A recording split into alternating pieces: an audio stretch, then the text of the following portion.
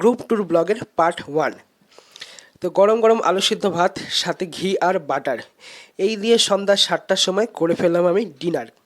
কারণ আজ যাব বাবাধাম, আর ট্রেন রয়েছে আমাদের জলপাইগুড়ি রোড স্টেশন থেকে ব্রহ্মপুত্র এক্সপ্রেস। তো স্নান করে চলে আসলাম, এবার হয়ে গেলাম রেডি। তো রেডি হয়ে এবার যাবো জলপাইগুড়ির উদ্দেশ্যে। আর রাস্তায় হচ্ছিল মুষলধারে বৃষ্টি, তাই আর ভিডিও করা সম্ভব হয়নি।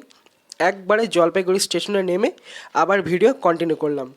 তো এই যে পৌঁছে গেছি আমরা জলপাইগুড়ি রোড স্টেশনে।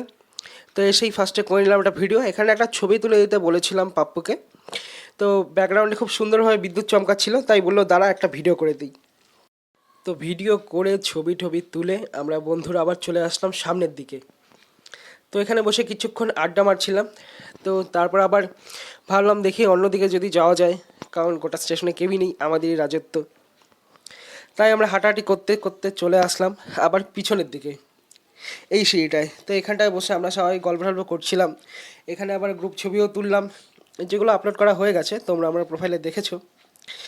আর আমাদের খুব বেশিক্ষণ অপেক্ষা করতে হয়নি, তো চলে আসলো আমাদের ট্রেন। এবার উঠবো ট্রেনে।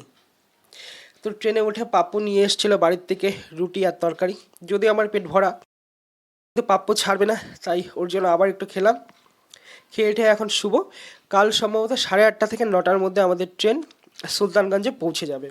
তো সেখানে গঙ্গা স্নান করে তারপর যাবো বাবাধাম। তো এই ভিডিওটা এখানেই, নেক্সট পার্ট খুব তাড়াতাড়ি আসছে।